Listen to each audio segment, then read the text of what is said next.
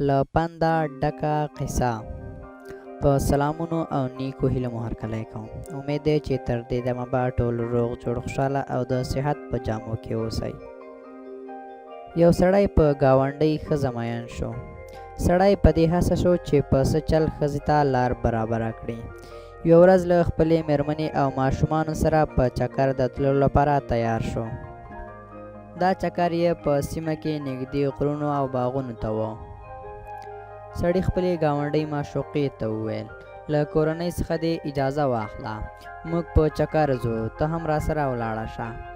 ښځې ورسره ومنله او کور ته لاړه. هغه هم تیاره شوه او ټول په چکر روان شول.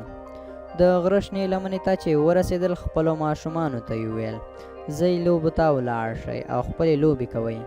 هغوی ولاړل. بیا یې خپلې مېرمنې ته وویل، هغه پورې بند ته ولاړه شه او یو څه میوه راوړه. هغې هم ومنله او لاړه. اوس نو سړی او ګاونډۍ معشوقه یې سره پاتې شول.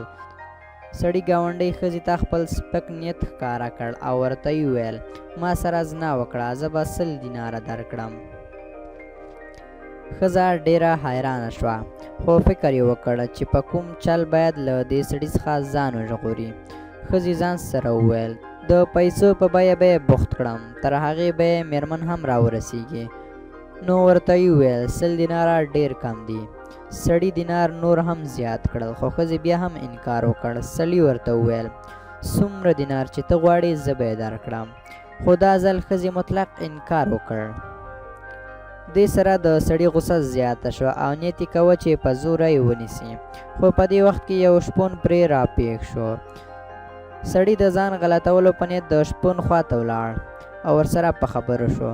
په خبرو کې له دې ښځې سره د بدکارۍ په اړه خپله کیسه هم شپونکي ته وکړه. شپون مسکی شو او ورته یې وویل، ډېر ساده سړی راته ښکاره شوې. دومره پیسې چې دې ښځې ته ورکوې، خو بیا هم ستا خبره نه منې. هغه پورې بڼ ته ولاړ شه. هلته یوه ښځه وه، ما هم په مفت ورسره زنا وکړه.